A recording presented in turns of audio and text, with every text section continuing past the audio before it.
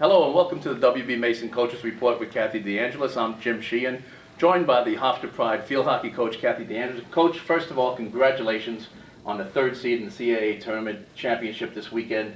Actually this week, starting Thursday night, where you'll face the 6th seed Towson Thursday night at Old Dominion. But first, let's look back and look at 2 games last week. Towson Friday night, Drexel Sunday, both on the road. A tough 3-0 loss to Towson Friday night on the field turf at Johnny United Stadium. How much of a difference does that field make? Well, when you're not playing on it every day, it's something that you have to overcome. We had a week of preparation practicing over at our lacrosse stadium, and I thought we were very prepared, and I thought we were ready for the game. They got us early. First 5.5 minutes, they scored 2 goals. I think it made it difficult for us to come back. There was a lot of areas in the game that we could have made a few adjustments that would have made a difference. And we had a tremendous amount of shots, tremendous amount of opportunities, and unfortunately, we couldn't do it. Last 33 minutes, the Pride dominated, outshooting the Tigers 9-0. Obviously, dominating the penalty corners as well. How frustrating was that? Well, it's frustrating, absolutely. When you're so close, you're sometimes 4 or 5 meters away from the cage, and we're missing the cage completely.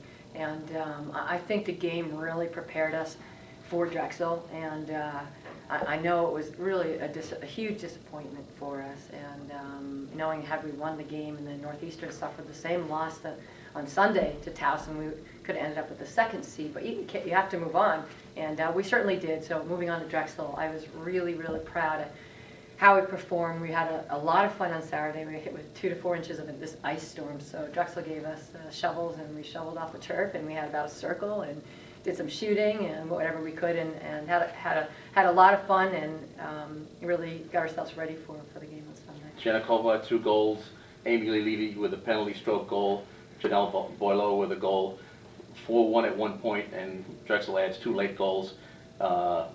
What kind of atmosphere was it after the game?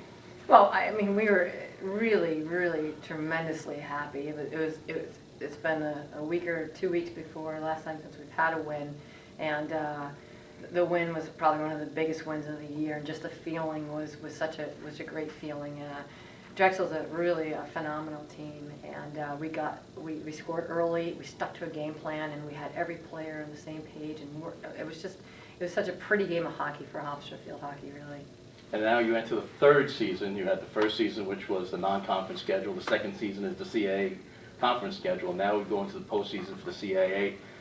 Towson Tigers once again on the AstroTurf at Old Dominion. And now you've got a good look. It's been less than a week. How good are you feeling, or what are your concerns about this week? Well, we can't be happy with the team that we have, and not to have to wait so long to play them. It seems like it's been a week or so, but for us, this is the team we want to see again, and we're looking forward to playing them in a rematch on Thursday, and playing our game down at Old Dominion, and we're looking for a win, obviously. 7:30 Thursday night. The winner plays number 2 Northeastern, which would be a rematch of 2 weeks ago. Right. And now you've seen these teams; they're fresh in your mind.